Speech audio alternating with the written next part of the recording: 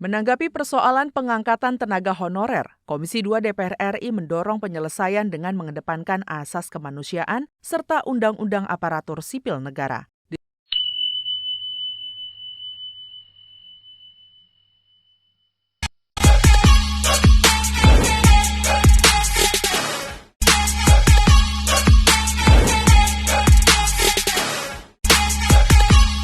Apa itu PNS part-time?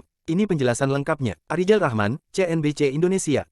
Kamis, tanggal 13 Juli tahun 2023 pukul 14.55 waktu Indonesia Barat.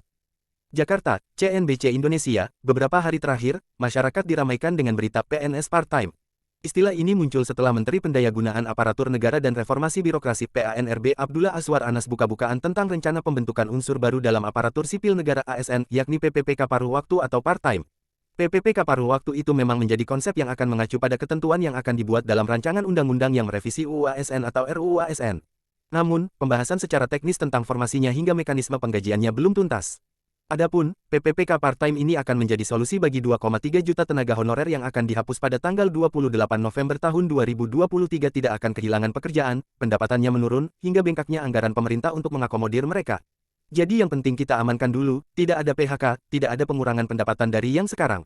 Ini kan semua kan ketakutan ada PHK, pemberhentian, misalnya teman-teman honorer yang di Bawaslu, yang di KPU, sehingga akan mengganggu bagi pelaksanaan penyelenggaraan pemilu, ucap Anas, dikutip Kamis tanggal 13 Juli tahun 2023. Lantas, bagaimana dengan penggajian PNS part-time alias PPPK part-time ini? Anggota Komisi 2 DPR Guspardi Gaus mengungkapkan bahwa gaji para PPPK paruh waktu sesuai dengan jam kerja yang disepakati. Dengan begitu, konsep gajinya tidak akan sama dengan PPPK penuh waktu yang sudah ada selama ini. Jadi gajinya enggak mungkin samalah, kalau sama untuk apa namanya full-time dan part-time, karena konsep dari tidak PHK honorer itu anggaran tidak membengkak, honorer tidak kena PHK, maka solusinya dibuat part-time itu, ucap Guspardi. Besaran gaji honorer di seluruh Indonesia sebetulnya telah ditetapkan dalam Peraturan Menteri Keuangan atau PMK Nomor 83 PMK 02 2022.